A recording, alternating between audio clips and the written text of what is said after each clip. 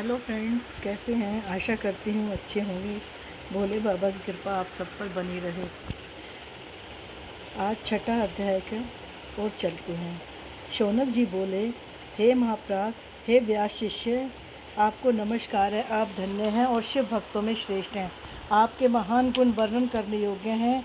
अब आप कल्याणमय शिव पुराण के श्रवण की विधि बतलाइए, जिससे सभी श्रोताओं को संपूर्ण उत्तम फल की प्राप्ति हो। सूत जी बोले, हे शौनक, अब मैं आपको संपूर्ण फल की प्राप्ति के लिए शिव पुराण के श्रवण की विधि बता रहा हूँ। किसी ज्योतिषी को बुलाकर दान मान से संतुष्ट करके अपने सहयोगी लोगों के साथ बैठकर बिना किसी विघ्न बाधा के कथा की समाप्ति होने के उद्देश्य से शुद्ध मुहूर्त का अनुसंधान कराएं। उसके बाद प्रयत्न पूर्वक देश देश में स्थान स्थान पर यह शुभ संदेश भेजें कि हमारे यहाँ शिव पुराण की कथा होने वाली है। अपने कल्याण की इच्छा रखने वाले लोगों को अवश्य पधारना चाहिए। कुछ लोग भगवान श्री हरि की कथा से बहुत दूर पड़ गए हैं। कितने स्त्री शूद्र आदि भगवान शंकर के कथा कीर्तन से वंचित रहते हैं।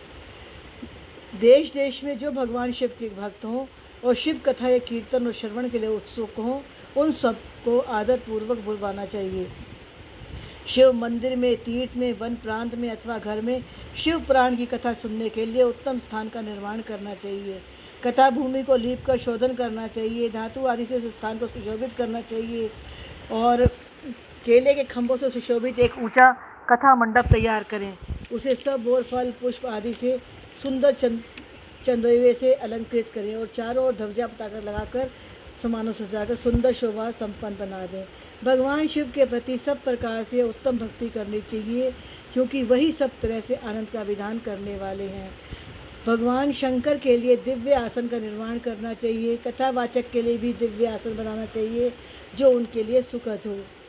हे मुनि, कथा सुनने वाले श्रोताओं के लिए वे यथोग्य सुंदर स्थानों की व्यवस्था करनी चाहिए। जिसके मुख से निकली हुई वाणी देहधारियों के लिए कामधेनु के समान अभिष्ट फल देने वाली होती है, उस पुराण वेता वक्ता के प्रति तुच्छ बुद्धि कभी नहीं करनी चाहिए। संसार में जन्म तथा गुणों के कारण बहुत से गुरु होते हैं, परंतु उन सब में पुराणों का ज्ञाता विद्वान ही परम गुरु माना गया है।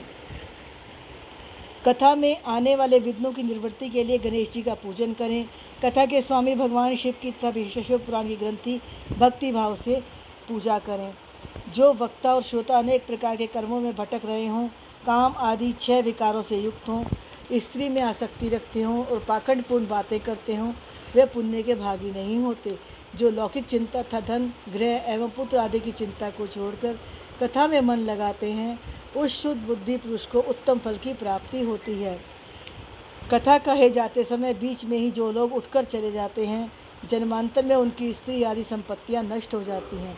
जो पुरुष सिर पर पगड़ी आदि धारण करके इसका कथा का श्रवण करते हैं, उनके पापी और कुल कलंकी पुत्र उत्पन्न होते हैं। जो पुरुष पान चबाते हुए इस कथा को सुनते हैं, उन्हें नरक में यमदूत उनकी ही विष्ठा खिलाते हैं। जो लोग ऊंचे आसन पर बैठकर इस कथा का श्रवण करते हैं, वे समस्त नरकों को भोगकर काक योनि में जन्म लेते हैं। जो इस पवित्र कथा तथा वक्ता की निंदा करते हैं, वे 100 जन्मों तक दुख भोगकर कुत्ते का जन्म पाते हैं।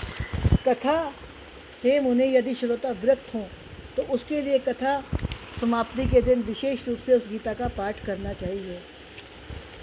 भिन्न भिन्न प्रकार के समस्त गुण जिनके सच्चिदानंदमय स्वरूप का कभी स्पर्श नहीं करते, जो अपनी महिमा से जगत के बाहर और भीतर वाणी एवं मनोवृत्ति रूप में प्रकाशित होते हैं, उन अनंत आनंद घन स्वरूप परम शिव की मैं शरण लेता हूँ।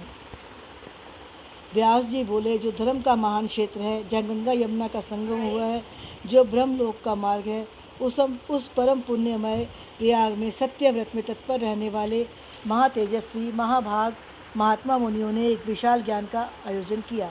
उस ज्ञान यज्ञ का समाचार सुनकर पौराणिक शिरोमणि व्यास शिष्य महामुनि सूत जी वहाँ मुनियों का दर्शन करने के लिए आए। सूत जी को आते देखकर वे सब मुनि उस समय हर्ष से खुल उठे और अत्यंत प्रसन्नचित्त से उन्होंने उनका विधिवत स्वागत किया।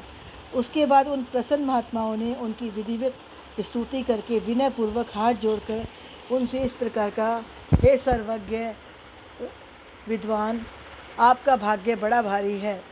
इसी से आपने व्यास जी से यथार्थ रूप में संपूर्ण पुराण विद्या प्राप्त की, इसलिए आप आश्चर्य स्वरूप कथाओं के भंडार हैं।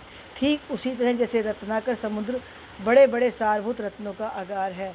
आप हमारे सौभाग्य से इस यज्ञ का दर्शन करने के लिए यहाँ आ गए और इसी व्यास से हमारा कुछ कल्याण करने वाले हैं। आपका आगमन निरर्थक नहीं हो सकता। हमने पहले भी आपसे शुभाशुभ तत्व का पूरा पूरा वर्णन सुना है, किंतु उससे तृप्ति नहीं होती। हमें उसके सुनने की बार बार इच्छा होती है। उत्तम बुद्धि वाले हे सूत जी, इस समय एक ही बात सुननी है। यदि आपका अनुग्रह हो तो गोपनीय होने पर भी आप उस विषय का वर्णन करें। घोर कलयुग आने पर मनुष्य पुण्य कर्म से दूर रहेंगे, दुराचार में फंस जाएंगे, पराये धन को हड़प लेने की इच्छा करेंगे, उनका मन पराई स्त्रियों में आसक्त होगा, दूसरे प्राणियों की हिंसा किया करेंगे और वे मूढ़, नास्तिक तथा पशु बुद्धि रखने वाले होंगे।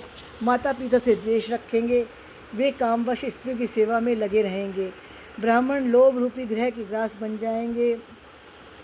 समस्त क्षत्रिय भी अपने धर्म का त्याग करने वाले कुसंगी, पापी और व्यभिचारी होंगे। हे सूत जी, इस तरह जिनकी बुद्धि नष्ट हो गई है और जिन्होंने अपने धर्म का त्याग कर दिया है, ऐसे लोगों को यह लोक और परलोक में उत्तम गति कैसे प्राप्त होगी? सूत जी बोले, हे साधु महात्माओं, आप सबने तीनों लोगों का हित करने वाली अच्छी बात पूछी है। मैं गुरुदेव व्यास जी का स्मरण करके आप लोगों के स्नेहवश इस विषय का वर्णन करूंगा, जो आप लोग आदरपूर्वक सुने। सब में उत्तम जो शिव पुराण है, वे वेदांत का सार सर्वस्व है। वक्ता और श्रोता का समस्त पाप राशियों से उद्धार करने वाला है। वह परलोक में परमार्थ वस्तु को देने वाला है। कली की कलम राशि का वह विनाशक है। उसमें भगवान शिव के उत्तम यश का वर्णन है। हे ब्राह्मणों, धर्म, अर्थ, काम और मोक्ष, इन चारों पुरुषार्थों को देने वाला शिव पुराण सदा ही अपने प्रभाव से विस्तार को प्राप्त हो रहा है। उस सर्वोत्तम शिव पुराण के अध्ययन मात्र से वे कलयुग के पाप सक्त जीव श्रेष्ठतम गति को प्राप्त हो जाएंगे। ब्रह्म हत्या आदि महान पाप तभी तक रहेंगे, अर्थात अपने फल को देने में समर्थ होंगे, जब तक जगत में शिव पुराण का उदय नहीं होगा। किसी भी पाप कर्म में मानव की प्रवृत्ति की नहीं होगी, तब ब्रह्म हत्या आदि भयंकर पाप न होने के कारण उसके पाप फल भोग की संभावना ही नहीं है। कलयुग के महान उत्पात तभी तक निर्भय होकर विचरेंगे, जब तक यहाँ जगत में शिव पुराण का उदय नहीं होगा। सभी शास्त्र परस्पर तभी तक विवाद करेंगे, जब तक जगत में शिव पुराण का उदय नहीं होगा। महान व्यक्तियों के लिए भी तभी तक शिव का स्वरूप दुर्बोध्य रहेगा, जब तक इस जगत में शिव पुराण का उदय नहीं होगा। सभी क्षेत्र तभी तक पृथ्वी पर विवाद करेंगे, जब तक पृथ्वी पर शिव पुराण का उदय नहीं होगा। सभी दान पृथ्वी पर तभी तक विवाद करेंगे, जब तक शिव पुराण का उदय नहीं होगा। जो आलस्य रहित होकर प्रतिदिन भक्ति पूर्वक इस शिव पुराण का यथाशक्ति पाठ करता है, वह जीवन उन्मुक्त हो जाता है। फ्रेंड्स, आपको मेरी कथा का, शिव पुराण का ये प्रसंग सही लगा हो, अच्छा लगा हो तो अधिक से अधिक मात्रा में शेयर करो, सब्सक्राइब करो। हर हर महादेव शंभू।